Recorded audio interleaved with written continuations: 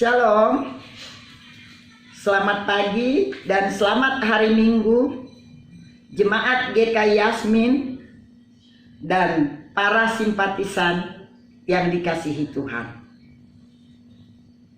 Hari ini Minggu 21 Juni 2020 kita datang kembali beribadah kepada Tuhan Yesus, pemilik kehidupan kita. Kita patut bersyukur dalam situasi apapun yang kita hadapi, seperti pandemi COVID-19. Saudara, tema minggu ini, tetaplah nyatakan kebenaran Kristus. Tujuannya adalah umat menyadari dan diteguhkan untuk tetap menyatakan kebenaran Kristus di tengah-tengah penolakan dan ancaman. Bapak, Ibu, Saudara sekalian, ibadah hari ini akan dilayani oleh Pendeta Yosua Budiman Harahap dari Gereja Kristen Jawa, Pamulang. Saudara-saudara terkasih, pernahkah kita merasa takut? Nampaknya jawaban yang tersedia pastilah pernah. Tentu, ketakutan adalah bagian dari hidup manusia. Namun dia tidak boleh mengatur hidup manusia. Karena ketika itu terjadi, maka kita berada dalam penjara, memisahkan kita dengan Allah dan sesama. Menjadi berani bukan sekedar proses berserah pada Allah, Sang Penolong, agar jiwa kita tidak diatur dan dikendalikan oleh ketakutan. Namun justru jiwa yang sehat di dalam tubuh kita ini bisa memberi dan hadir bagi yang lain. Untuk itu saudara, marilah kita memasuki ibadah pada saat ini dengan hati yang terbuka serta percaya bahwa Tuhan menuntun dan menyertai setiap langkah kita. Bapak, Ibu, Saudara-saudara terkasih, marilah kita bangkit berdiri dan kita angkat pujian bagi Tuhan dari NKB 2 ayat 1, 5 dan 6. Hai mari sembah.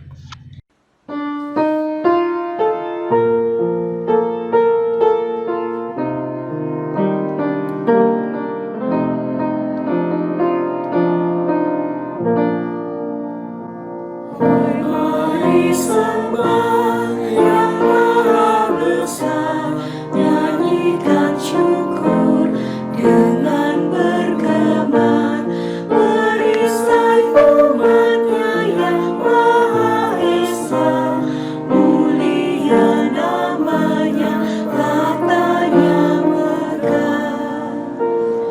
Umat-Mu lemah dan dari debu, tetap memegang janji-Mu teguh.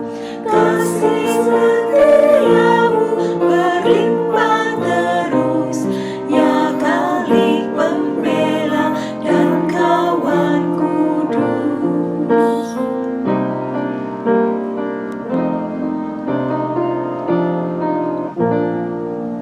Ya Maha Besar, kekal kasih-Mu, malaikat memberi pujian merdu.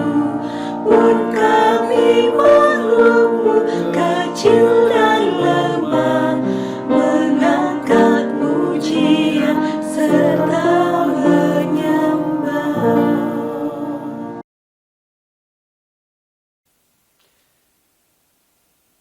Pertolongan kita dalam nama Tuhan yang menjadikan langit dan bumi, yang kasih setianya kekal selama-lamanya.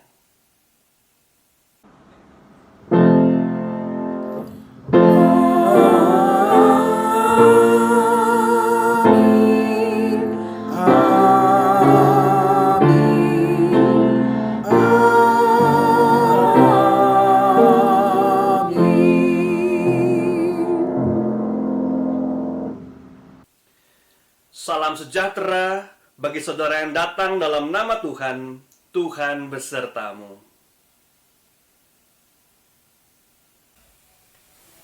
Kini mari kita bersama-sama menaikkan doa pengakuan dosa kita.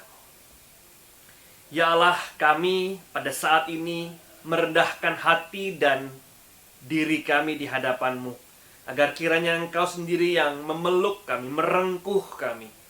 Di balik setiap kesalahan yang kami lakukan, cacat dan celah yang ada dalam tubuh dan kehidupan kami, kiranya Engkau sendiri yang boleh membasuhnya, membersihkannya. Kami sebagai manusia penuh dengan kesadaran bahwa kami tak pernah mencapai kesempurnaan. Namun Engkau adalah Allah yang Maha Pengampun dan Maha Pengasih. Kiranya apa yang boleh menjadi tindakan kami yang keliru, boleh Engkau ampuni ya Tuhan. Dan melaluinya kami boleh berkomitmen kembali untuk hidup selaras dengan Engkau. Inilah kami ya Tuhan, anak-anak-Mu yang sedang merendahkan diri kami, merendahkan hati kami di hadapan-Mu. Terimalah permohonan dan pengakuan dosa kami ini. Amin. Mari bersama-sama kita pujikan nyanyian pengakuan dosa dari NKB 13 bait yang pertama dan yang keempat. O Allahku, jenguklah diriku.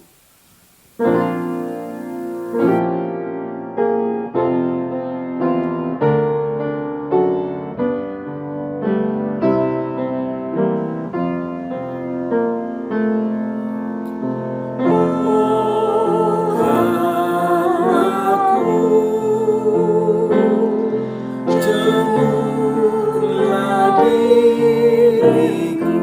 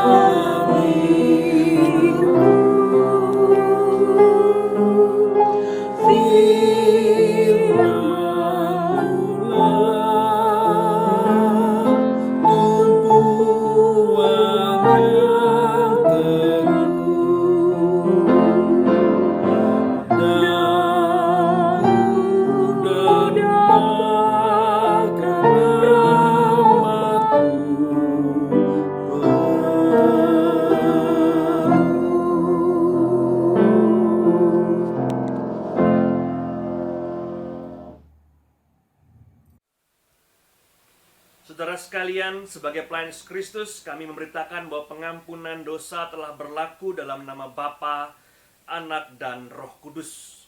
Amin. Marilah kita mendengar berita anugerah yang diambil dari Yehezkiel 36 ayat 35 hingga 37. Sebaliknya mereka akan berkata, tanah yang sudah lama tinggal tandus menjadi seperti Taman Eden, dan kota-kota yang sudah runtuh, sunyi, sepi, dan musnah, sekarang didiami dan menjadi kubu. Dan bangsa-bangsa yang tertinggal yang ada di sekitarmu akan mengetahui bahwa akulah Tuhan yang membangun kembali yang sudah musnah dan menangani kembali yang sudah tandus. Aku Tuhan yang mengatakannya dan akan membuatnya. Beginilah firman Tuhan Allah.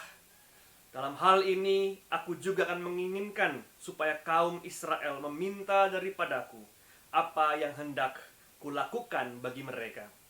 Itu membuat mereka banyak seperti lautan manusia. Demikianlah berita anugerah dari Tuhan. Salam damai untuk kita semua. Kini mari kita siapkan hati kita untuk memasuki pemberitaan firman Tuhan. Kita pujikan bersama-sama NKB 116, bait pertama hingga 3, siapa yang berpegang.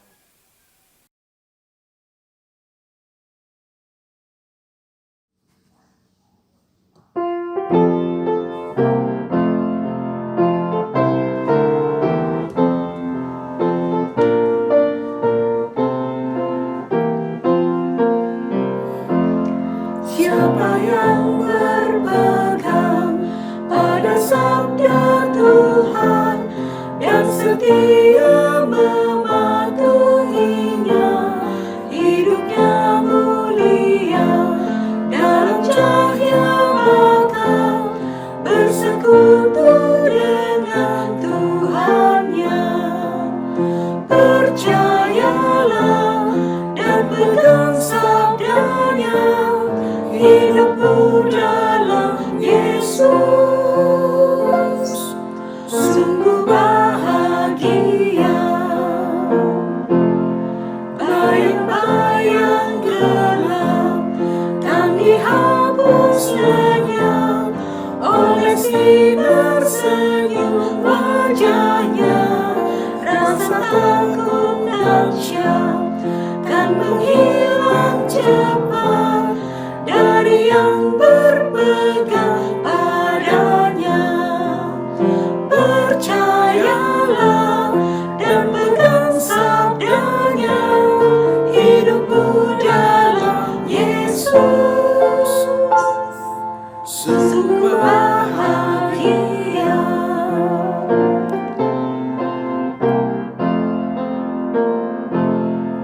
Bila kita sedih, hidup kita pedih, Tuhan mau berperan dalamnya.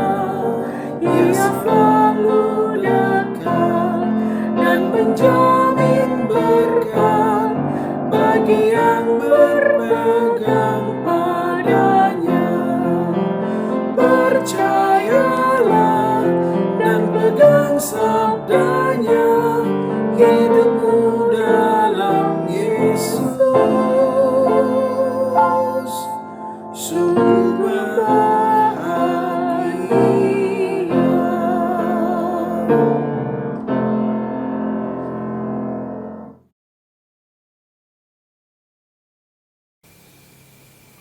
Kini mari kita siapkan hati dan pikiran kita untuk membaca dan merenungkan firman Tuhan. Mari kita berdoa. Ya Allah, kiranya teduhkanlah hati kami agar setiap kata dan juga firman yang kami baca boleh menjadi satu penuntun dalam kehidupan kami, satu kekuatan dalam kami menghadapi hari-hari kami, namun sekaligus di lensa kami dalam memandang dunia ini. Datanglah ya Tuhan, datanglah ya Roh Kudus, sertailah kami pada saat ini. Amin.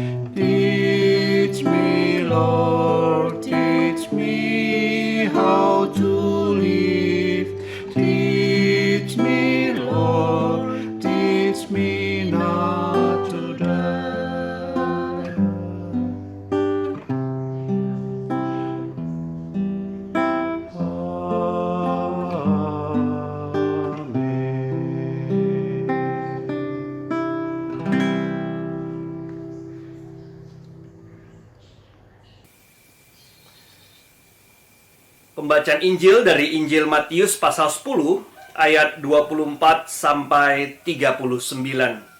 Inilah Injil Yesus Kristus menurut Matius.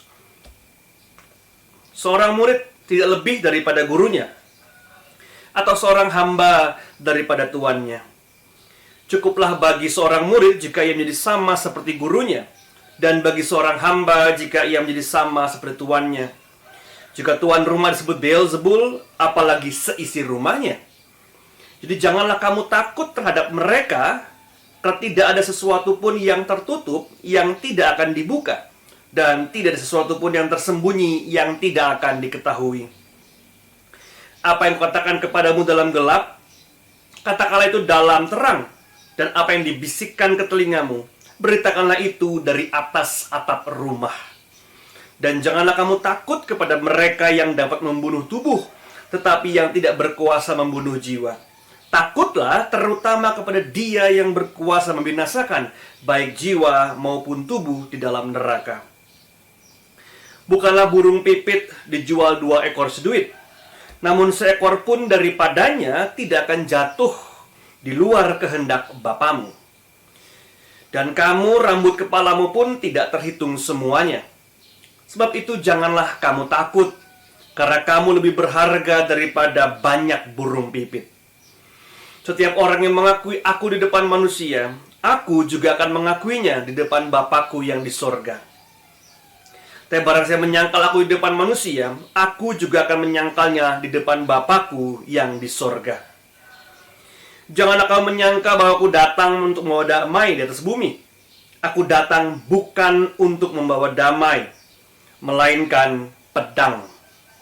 Sebab aku datang untuk memisahkan dari ayahnya anak perempuan dari ibunya, menantu perempuan dari ibu mertuanya, dan musuh orang ialah orang-orang seisi rumahnya. Barang siapa mengasihi bapa atau ibunya lebih daripada aku, ia tidak layak bagiku. Dan barang siapa mengasihi anaknya laki-laki atau perempuan lebih daripada aku, ia tidak layak bagiku. Barang siapa tidak memikul salibnya dan mengikut aku, ia tidak layak bagiku. Barang siapa mempertahankan nyawanya, ia akan kehilangan nyawanya. Dan barang siapa kehilangan nyawanya karena aku, ia akan memperolehnya. Demikianlah Injil Yesus Kristus yang berbahagia mereka yang mendengarkan dan memelihara dalam kehidupan sehari-hari. Haleluya.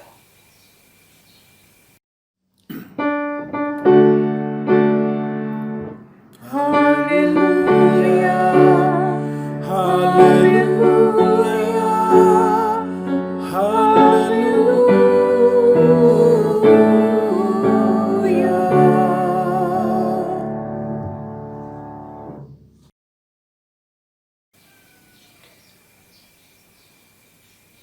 Salam sejahtera untuk kita semua, Bapak Ibu yang terkasih. Pada hari ini kita kembali beribadah secara daring dan kita bersyukur walaupun dalam kondisi yang penuh dengan virus atau pandemi ini, kita masih bisa bertemu via ruang-ruang virtual. Namun saya penasaran, ini kira-kira siapa yang sudah mandi, siapa yang belum ini ya. Di tengah-tengah pandemi ini, ada orang-orang yang cukup bahagia, tanda kutip, karena bisa beribadah dengan celana pendek. Ada juga orang-orang yang cukup sedih karena tidak bisa ke gereja dan bertemu dengan orang-orang dan sahabat-sahabat lainnya. Sehingga mungkin saja di antara kita ada yang sedang beribadah memakai celana pendek dan belum mandi. Tapi ya, itu kembali ke masing-masing kita. Kembali kepada setiap orang. Nah, Bapak Ibu terkasih, pada hari ini saya bicara mengenai ketakutan, namun juga keberanian. Ketakutan, ada sebuah khotbah dari Dietrich Bonhoeffer, seorang teolog Jerman. Dia menulis sebuah khotbah tentang ketakutan, How to Overcome Our Fear. Dia tulis demikian dalam bahasa Indonesia. Saya terjemahkan dalam bahasa Indonesia sehari-hari. Ketakutan adalah musuh terbesar manusia, karena ia merangkak keluar dari dalam hati manusia, membutakan manusia atas relasinya dengan Allah dan manusia sesamanya gitu ya. Dan ketika ketakutan sudah menguasai manusia, ia akan menenggelamkan manusia di dalam rasa ketidakberdayaan dan keputusasaan. Saya yakin kita sudah sering mendengar soal ketakutan. Namun bagi saya, Bonhoeffer menyentuh satu hal ketakutan yang menurut saya tepat sekali. Ketika dia kata sebetulnya ketakutan itu muncul dari dalam diri dan bukan dari luar. Duh, kenapa gitu? Contoh saja ketika kita, misalnya kita naik angkot, lalu tiba-tiba di angkot itu ada seorang dengan badan tegap, besar, mungkin kekar, lalu tampangnya menyeramkan. Mungkin cocok dengan deskripsi kita di kepala kita tentang bagaimana orang yang gemar berbuat buruk, katakan demikian gitu ya. Lalu kita menjadi takut. Namun ketakutan itu sebetulnya bukan muncul dari kekarnya orang itu, dari seramnya orang itu, namun muncul dari rasa kecilnya diri kita, rasa tak berdayanya diri kita. Sehingga bukan karena dia besar, namun karena kita merasa kecil, maka kita menjadi takut. Contoh kedua yang mudah, misalnya gitu, kita sedang mau wawancara kerja, kita deg-degan, kita melihat, kita takut, kita sukses apa enggak gitu ya. Apalagi kita datang ke kantor tersebut, banyak orang-orang yang berdandanan necis, terlihat cerdas, pintar, resumenya tebal-tebal gitu ya. Kita cuma berapa lembar resume kita. Kita bisa merasa takut. Namun ketakutan kita bukan muncul karena mereka hebat, namun karena kita merasa tidak hebat. Kita merasa kecil hati terhadap apa yang ada di luar kita. Kita seakan-akan menjadi menciut dan kemudian hilang ditelan oleh ketakutan kita. Sehingga bukan karena mereka hebat, sekali lagi, namun karena kita merasa diri kita tidak mampu. Pada saat itulah kita merasakan ketakutan dan dipenjara oleh ketakutan. Kita merasa minder karena kita seakan-akan berada di bawah standar yang lain. Dan dengan demikian, kita merasakan bagaimana diri kita tak layak dibandingkan yang lain. Dan ketika itu terjadi, ketakutan membuat kita mundur, bahkan bersembunyi di pojokan, dan kemudian tak mampu berbuat apa-apa. Ketakutan membuat kita tenggelam dalam ketidakberdayaan dan keputusasaan, kata Bonhoeffer tadi begitu ya. Karena pada saat itu kita merasa kecil, lemah, tak berdaya, dan tanpa pertolongan. Kita nggak punya siapa-siapa, kita nggak ada orang yang menolong kita. Kemudian kita merasa seakan-akan tubuh kita yang kecil ini, saya agak besar sih sebetulnya, atau kita yang kecil ini, lemah ini, di bawah standar ini, merasa minder ini, kemudian tak mampu berbuat apa-apa selain daripada penuh dengan ketakutan. Bonhoeffer meneruskan demikian. Karena kemudian, kata dia, manusia bisa diperbudak oleh ketakutan itu sendiri, dipenjara oleh ketakutan itu sendiri, dan tak mampu lagi lari dari situasi yang sedang dia alami. Lari dalam arti menghadapi, bukan kabur kemudian entah pergi kemana begitu ya. Ketakutan membuat kita menjadi orang-orang yang terpenjara oleh ketakutan itu sendiri. Karena kita nggak punya orang yang merasa bisa menolong kita. Saya punya sebuah pengalaman ketika sedang jalan di sebuah tempat di Bali yang banyak monyetnya itu. Kemudian anak saya takut gitu ya. Anak saya takut, kemudian dia berpegangan pada bapaknya karena di depannya ada monyet gitu. Dia mau jalan, dia nggak berani gitu. Lalu dia bilang, "Papa, gendong dong," gitu ya. Lalu saya pribadi takut juga sebetulnya gitu ya. Cuman ya gimana lagi, kalau anak saya takut, saya takut, ya kita kabur sama-sama. Tapi saya mencoba memberanikan diri gitu ya. Nah, ketika itu terjadi, sebetulnya dia tidak menjadi berani. Namun ketika ada seseorang yang terlihat lebih besar dari sang monyet, dia terasa lebih berani, terasa lebih percaya diri terhadap apa yang sedang dia alami, dan dia berusaha untuk melangkah melewati monyet itu. Walaupun bapaknya juga takut tiba-tiba dicakar sama monyetnya atau gimana ya, kita juga nggak tahu gitu ya.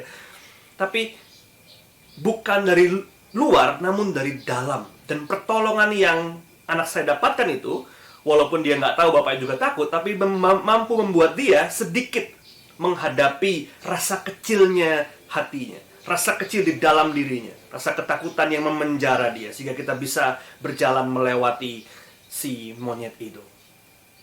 Dengan cara yang sama, sebetulnya kita juga perlu menempatkan segala ketakutan kita pada Allah. Sebagai Allah yang besar, Allah yang sungguh menguatkan kita, Allah yang berjalan bersama dengan kita. Dan itulah mengapa konsep Allah yang hadir dalam diri manusia itu menjadi konsep yang sangat kuat. Karena dengan demikian kita terus-menerus merasa bahwa kita tidak sendirian. Terus-menerus merasa bahwa kita nggak pernah berjalan sendirian. Senantiasa ada Allah yang menuntun, Allah yang menemani, Allah yang memegang, Allah yang menggendong kita melampaui berbagai kesulitan. Pada saat itu maka kita tidak lagi sendirian. Pada saat itu kita bisa sedikit membuat diri kita lebih besar dibandingkan ketakutan kita. Ketakutan juga tidak jarang memenjara orang. Karena ketakutan membuat orang tak mampu berpikir keluar dari apa yang sedang dia alami, keluar dari apa yang sedang menimpa kehidupannya. Sebagai seorang pendeta, saya beberapa kali menemani beberapa sahabat kita yang mengalami KDRT di rumahnya. Dulu ketika saya muda, saya meremehkan apa itu arti ketakutan. Ya walaupun sekarang nggak tua-tua amat gitu ya, tapi minimal sudah 10 tahun jadi pendeta lumayan juga gitu ya. Nah, saya melihat bahwa ketakutan betul-betul bisa memenjara orang. Ketika seseorang menjadi korban KDRT, saya punya pengalaman, justru saya yang sangat semangat, kamu nggak bisa di rumah itu terus. Kamu harus cari perlindungan.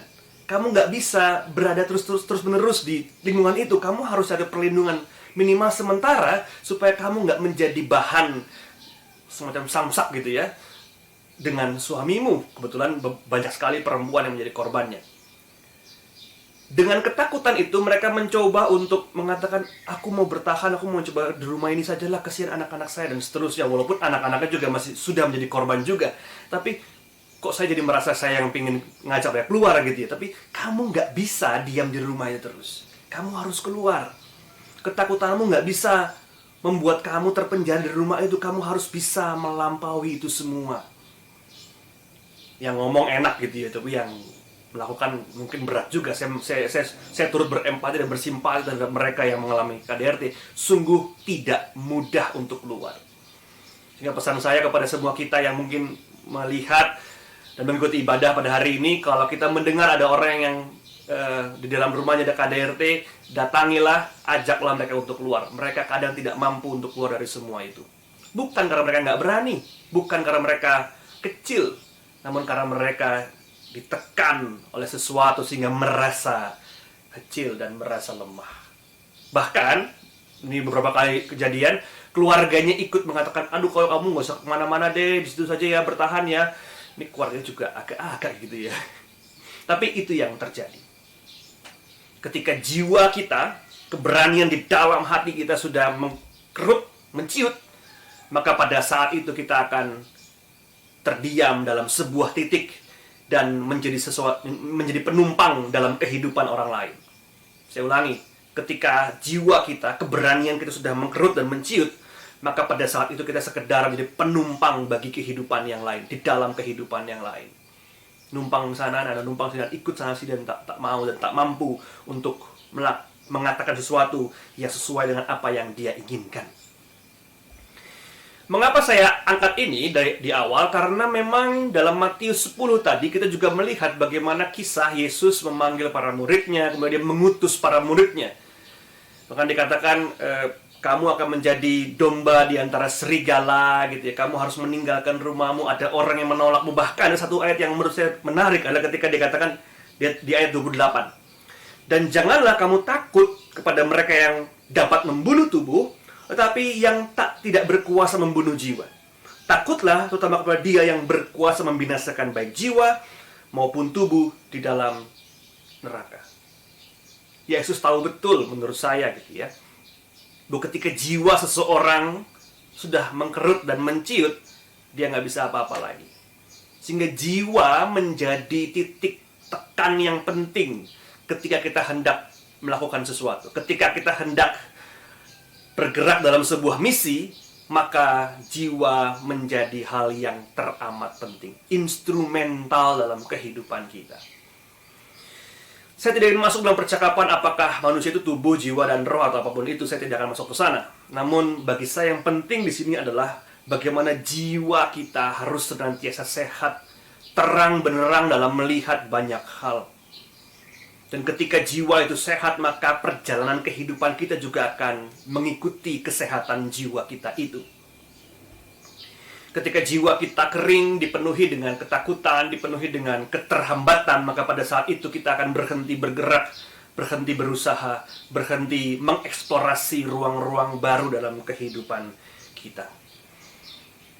Bagi mereka, bagi para murid, ketika mereka diutus, justru jiwa mereka perlu terus terbakar dengan semangat. Jiwa mereka terus perlu terbakar dengan satu pengharapan bahwa Kristus Yesus senantiasa menemani mereka. Bahwa misi inilah misi yang penting, misi yang berharga. Padahal kalau kita lihat, siapa mereka? Mereka hanya, tanda kutip ya, hanya nelayan, pemungut cukai, orang-orang yang tidak penting, tanda kutip. Bahkan ada sebuah artikel yang menarik, dikatakan sebetulnya anggota 12 rasul itu adalah anggota 12 yang pasti gagal. Kenapa? Karena mereka dipilih bukan berdasarkan CV mereka.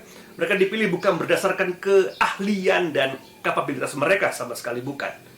Namun Tuhan melihat bagaimana dinamika 12 orang ini mampu untuk mencapai titik tertinggi dalam kehidupan mereka masing-masing. Yesus tahu, kiranya api itu nggak pernah boleh padam. Jiwa yang hendak diutus itu harus terus diperbarui dan dibakar dalam kehidupan kita. Nah, Bapak, Ibu, dan saudaraku semua, bicara soal jiwa juga penting pada saat ini. Apakah jiwa kita masih sehat? Kalau orang Jawa suka bercanda, piye waras gitu ya. Waras bukan dalam arti fisik saja, tapi juga kesehatan jiwa, kesehatan mental kita. Pandemi ini sungguh melelahkan kita.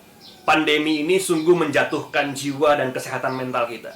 Untuk itulah yang pertama-tama perlu dibenahi, dan tanpa pembenahan jiwa, maka kemudian semuanya terasa sungguh berat, terasa sungguh lamban, terasa tak mencapai apa-apa alias sia-sia. Saya kasih contoh yang paling mudah mengapa jiwa itu penting. Contoh, kita sedang berantem sama suami, istri, atau kalau yang anak-anak muda habis putus sama pacarnya gitu ya. Lalu kita makan makanan kesukaan kita. Rasanya apa? Rasanya ya enak-enak saja, tapi enak gak? Ya nggak enak lah gitu ya, karena hatinya nggak enak. Makanannya selezat apapun, maka ketika hati terasa ada yang mengganjal, maka pada saat itu hidupnya pun tidak akan menyenangkan. Sebuah steak yang begitu mahal dan lezat terasa seperti steak murahan, terasa seperti sesuatu yang tidak enak gitu ya, karena memang hatinya lagi nggak enak.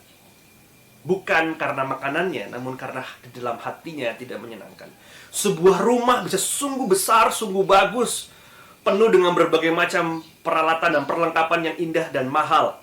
Namun ketika hati orang-orang di dalamnya tidak tersentuh dan tidak bersatu sebagai sebuah keluarga, maka itu bukan sebuah keluarga, namun sekedar tempat tinggal belaka. Jiwa kita, apa yang ada di dalam diri kita, itulah yang menjadi krusial dan instrumental dalam kehidupan kita. Mari kita perbaiki itu semua. Nah, di saat-saat pandemi ini kita bukan sekedar melihat mengenai kesehatan jiwa kita, namun juga bagaimana jiwa itu menuntun kita untuk terus berusaha melampaui berbagai macam hal yang sedang kita hadapi saat ini. Kita perlu mengakui pandemi ini sungguh berat. Pekerjaan mungkin ada di antara kita yang kehilangan pekerjaan. Jemaat kami juga cukup banyak yang kehilangan pekerjaan. Namun toh ketika jiwa itu masih dalamnya ada api semangat, maka pada saat itu mereka mampu untuk melihat peluang-peluang lain. Melihat peluang-peluang yang terbuka di masa pandemi dan nggak pernah berhenti berusaha. Secara kreatif mereka membentuk 1-2 bisnis yang mampu membawa mereka masih terus bernafas di dalam kehidupan ini. Terus mendapatkan keuntungan ekonomi di balik semua pandemi ini. Dan bukan cuma keuntungan ekonomi, namun juga kehidupan bersama dengan yang lain. Tanpa itu semua, kita hanya berpikir mengambil dan bukan memberi. Kita hanya berpikir melindungi dan bukan berbagi. Kita hanya berpikir soal merebut dan bukan membuka bagi yang lain. Namun justru pandemi ini seharusnya membersihkan jiwa kita, membuka jiwa kita. Agar dengan demikian, bukan apa yang aku ambil, namun apa yang aku beri, itulah yang menjadi satu bahasa kita bersama. Nah, saudaraku, pada hari ini kita bersama-sama melihat ketakutan kita masing-masing. Kembali itu bukan apa yang di luar, namun apa yang di dalam tubuh kita, di dalam hati kita. Membuat agar apa yang ada dalam hati kita terus terbakar dengan api semangat, itulah yang paling penting. Dan sebetulnya semua itu terjadi ketika Tuhan mengatakan kepada kita bahwa apa yang menjadi kekhawatiranmu kiranya tidak lagi menghentikan langkah kehidupanmu. Bukankah burung pipit dijual 2 ekor seduit? Namun seekor pun daripadanya tidak akan jatuh ke bumi di luar kehendak Bapamu. Kita bersama-sama merefleksikan ayat itu. Merefleksikan jiwa kita juga. Merefleksikan kesehatan fisik namun kesehatan mental kita juga. Merefleksikan bagaimana kehidupan kita seharusnya tidak disetir dan dikuasai oleh ketakutan, namun kita menguasai ketakutan kita. Dan ketika itu terjadi, maka niscaya ada banyak kehidupan baru yang kita songsong bagi dan bersama dengan yang lain. Nah, terakhir izinkan saya memberikan satu tambahan untuk refleksi kita pada saat ini, bahwa kehidupan kita perlu memakai kacamata Kristus. Bahkan Paus Fransiskus pernah mengatakan bahwa bahasa Allah adalah bahasa welas asih. Karena welas asih itu selalu dengan pasrah menyalurkan kepada yang lain di luar kita. Sehingga kita nggak akan pusing akan apa yang saya miliki, namun kita bisa pusing dengan apa yang kita berikan, apa yang belum kita berikan bagi yang lain. Bahasa Allah adalah welas asih. Compassion is the grammar of God, kata Paus Fransiskus. Dan kiranya itu boleh menjadi satu kalimat penutup pada hari ini. Karena tidak jarang ketakutan, kelemahan jiwa, dan juga kegentaran dalam kehidupan membuat kita menutup diri, melindungi diri, dan mengambil apa yang hanya untuk diri saya, dan melupa membagikan kepada yang lain. Di tengah-tengah situasi ini, mari kita tetap menjadikan welas asih sebagai bahasa kita bersama. Karena kita diutus untuk itu. Kita dipanggil dan diutus untuk itu. Bahwa apa yang sedang terjadi pada saat ini bukan mengkeruhkan jiwa kita, namun justru menjernihkan jiwa kita akan siapa kita dan apa perutusan kita. Selamat berbahasa seperti Allah berbahasa, yaitu welas asih. Selamat melawan dan melangkahi ketakutan kita yang justru menghambat kita untuk berbagi. Dan selamat menjalani perutusan kita sebagai umat Allah di tengah-tengah dunia ini. Tuhan memberkati kita semua. Amin.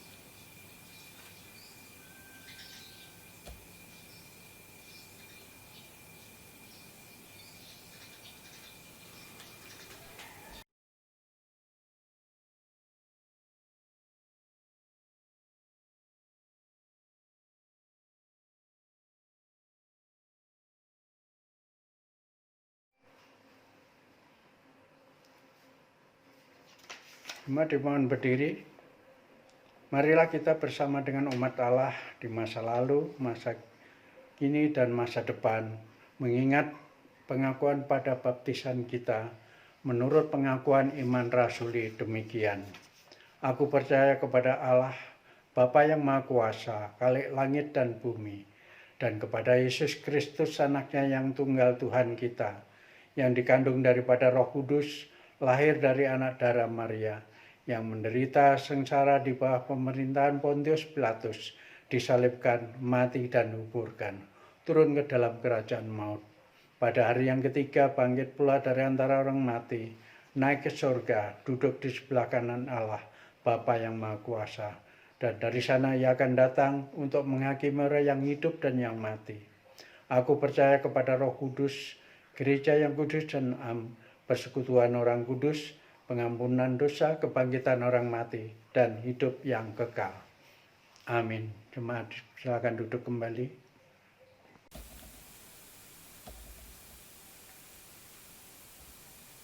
Kini mari kita bersama-sama menaikkan doa syafaat kita. Ya Tuhan, pada hari ini kami bersama-sama bersyukur karena kesempatan yang Kau berikan bagi kami untuk masih boleh beribadah secara daring. Di tengah keterbatasan kami, Engkau boleh menghadirkan sukacita dan damai sejahtera di hati kami. Kami percaya Tuhan bahwa gereja-gereja di rumah kami masing-masing adalah tempat Engkau berdiam, tempat Engkau datang sebagai tamu yang tetap. Kiranya karya-Mu ya Tuhan tak pernah berhenti dalam rumah dan tubuh kami saja, dalam hidup kami saja, namun melaluinya kami boleh menghidupi yang lain pula.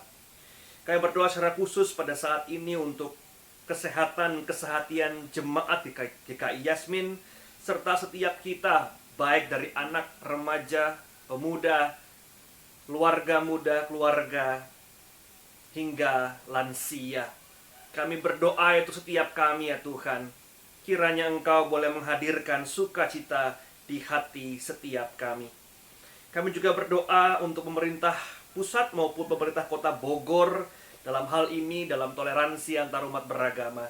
Kiranya Tuhan satu persatu Engkau sentuh hati dan pikiran mereka, agar kiranya melalui keputusan-keputusan mereka, melalui kebijakan-kebijakan publik yang mereka ambil dan mereka tentukan, ada kehidupan bersama yang dapat disemai. Ada kehidupan bersama yang dapat kami rayakan, yaitu ketika kami bergandengan tangan, agama antar agama, suku demi suku, individu demi individu, membangun bangsa Indonesia.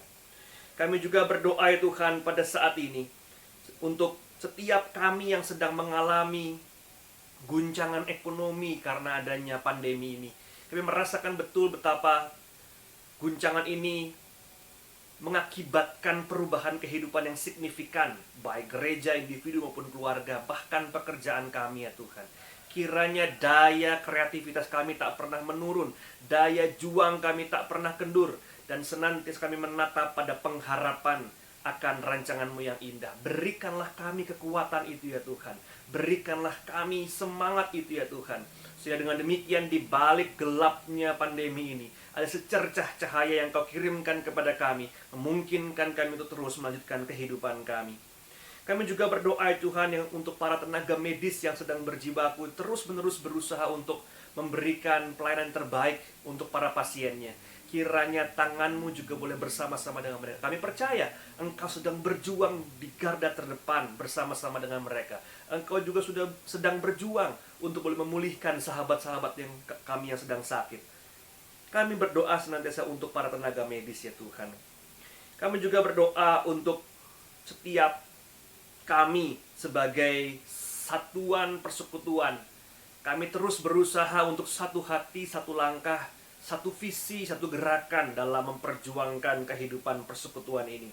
Untuk itu, kiranya senantiasa Engkau pakai setiap pengurus gereja, namun juga setiap jemaat, untuk saling gotong royong, untuk saling bergandengan tangan dalam mengusahakan kehidupan persekutuan ini. Bahwa detak jantung persekutuan harus terus berjalan, dan pada saat ini kami mengusahakannya bersama-sama. Kami juga berdoa untuk proses rekonsiliasi antara GKI Yasmin dan GKI Pengadilan yang terus dilakukan secara bertahap. Kiranya tangan-Mu juga terus mengambil peran dalam proses ini ya Tuhan. Kiranya Engkau saja yang berperkara dan bukan kami, manusia demi manusia. Kami juga berdoa untuk Pak Pendeta Stephen Sulaiman yang dalam pemulihan, Bapak Roy Kapur Sinaga yang juga sedang sakit. Kami juga berdoa untuk setiap kami juga, sahabat-sahabat kami yang satu persatu kami sebutkan di hati kami masing-masing, yang sedang mengalami satu gangguan kesehatan. Berkatilah mereka, kirimkanlah kekuatan di hati mereka, sehingga dengan demikian pengharapan itu boleh menggerakkan langkah kaki mereka dari hari ke hari. Kami berdoa untuk orang-orang yang kami kasihi, kiranya tangan-Mu boleh senantiasa memelihara hidup mereka. Kami juga berdoa ya Tuhan untuk keluarga besar Ibu Heti Tantio yang baru saja ditinggalkan oleh ibunda yang terkasih, Ibu Dalimah. Dan mungkin ada sahabat-sahabat kami lain juga merasakan kehilangan. Kiranya Tuhan penghiburan senantiasa bersama-sama dengan mereka. Kekuatan untuk boleh menatap masa depan ada bersama-sama dengan mereka. Sembari kami percaya bahwa orang-orang yang kami cintai bersama-sama dengan Engkau di dalam tempat yang terbaik. Kami juga berdoa itu untuk masa depan kami satu persatu. Kami tidak tahu akan apa yang terjadi seminggu ke depan atau bulan ke depan ketika kami disebutkan akan memasuki sebuah normal yang baru. Kami tidak tahu akan apa yang terjadi. Namun yang kami tahu ya Tuhan, kami perlu memberikan diri kami setiap harinya hari yang terbaik. Kami harus memberikan setiap hari kami ya Tuhan hari yang paling baik untuk Engkau. Dan dengan demikian kami mencoba menatap masa depan sekaligus beradaptasi dengan apa yang sedang kami alami. Dengan demikian kehidupan kami tidak stagnan, namun sebaliknya penuh dengan kesempatan-kesempatan yang baru. Bahwa kami sadar yang dulu ada mungkin nanti tidak ada. Namun itu berarti juga ada peluang-peluang baru yang muncul di masa normal yang baru ini. Jadikanlah kami umat-Mu yang penuh dengan kreativitas, penuh dengan kekuatan untuk menciptakan hal-hal yang baru. Dan bukan sekedar mengekor pada apa yang sudah ada. Dan kiranya Tuhan terus jadikan kami sebagai orang-orang yang memiliki tanggung jawab moral secara individual. Bahwa kedisiplinan itu mulai daripada kami. Bahwa perbaikan itu mulai daripada kami. Bukan kami memaksa yang lain, namun kami memaksa diri kami untuk boleh berubah sebelum orang lain berubah. Jadikanlah kami agen-agen perubahan itu ya Tuhan. Inilah doa-doa kami pada saat ini, dan mungkin masih ada begitu banyak doa-doa pribadi yang kami hendak haturkan kepadamu. Doa-doa keluarga kami hendak kami haturkan kepadamu. Kami percaya Engkau mendengarnya. Kami percaya Engkau bersama-sama dengan kami. Apakah itu pekerjaan kami? Apakah itu keluarga kami? Apakah itu relasi di antara orang-orang yang kami cintai? Kiranya semua itu kami bawa ke dalam nama-Mu saja Tuhan. Karena Engkaulah Allah yang menemani, menuntun, dan menolong kami. Terima kasih ya Tuhan. Dan kami hendak menutup doa kami dengan doa Bapa kami. Bapa kami yang di sorga, dikuduskanlah nama-Mu. Datanglah kerajaan-Mu. Jadilah kehendak-Mu di bumi seperti di sorga. Berikanlah kami pada hari ini makanan kami yang secukupnya. Dan ampunilah kami akan kesalahan kami, seperti kami juga mengampuni orang yang bersalah kepada kami. Dan janganlah membawa kami ke dalam pencobaan, tetapi lepaskanlah kami daripada yang jahat. Karena Engkaulah yang mempunyai kerajaan dan kuasa dan kemuliaan sampai selama-lamanya. Amin.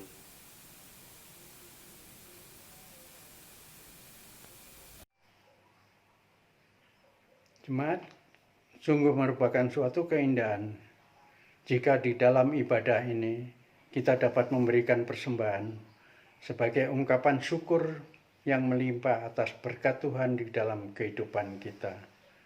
Kita diingatkan dari kitab Amsal pasal 11 ayat 25 yang demikian bunyinya.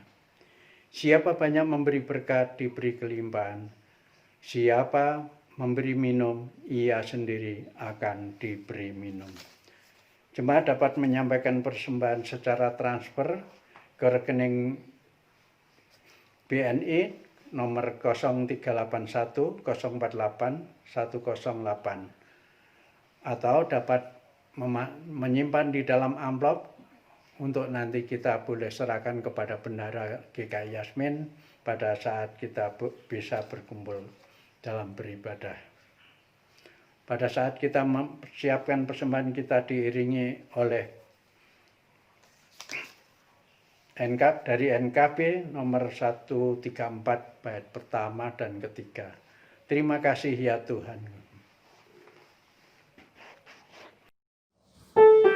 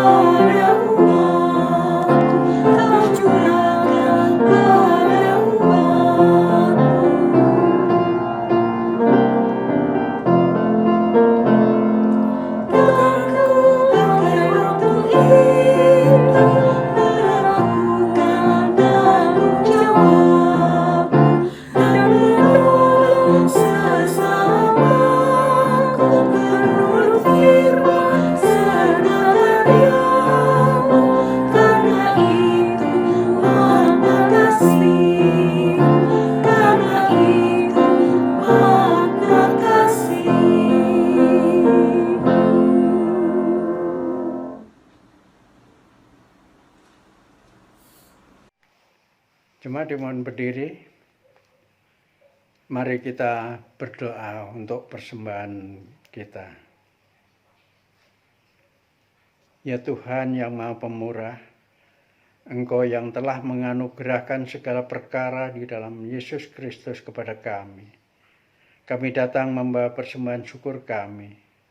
Terimalah ya Tuhan, kuduskanlah agar persembahan ini berguna untuk pekerjaan pelayanan, memuliakan nama-Mu. Kami berdoa di dalam nama Tuhan Yesus Kristus. Amin. Jemaat tetap berdiri. Kita akhiri ibadah kita pada pagi hari ini dengan menyanyi dari NKB nomor 204, bait pertama, kedua, dan keempat. Di dunia yang penuh cemar, dan seterusnya.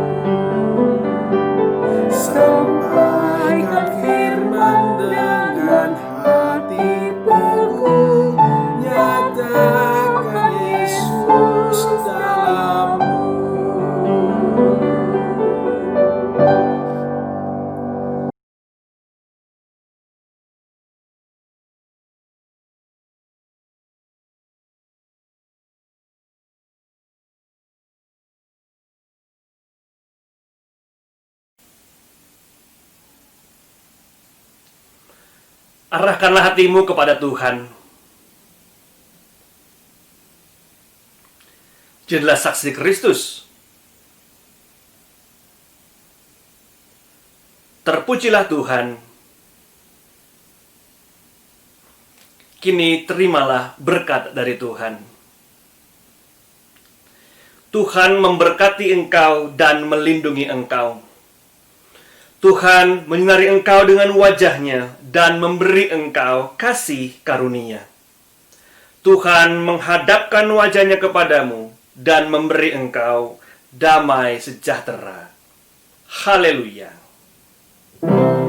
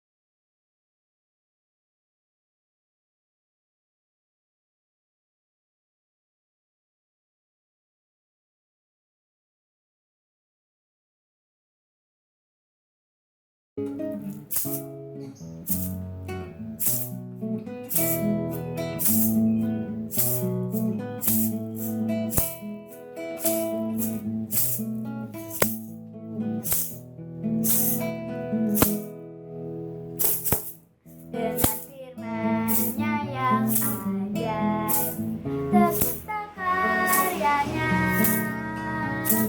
siang dan malam, langit dan bumi, semua yang ada. Burung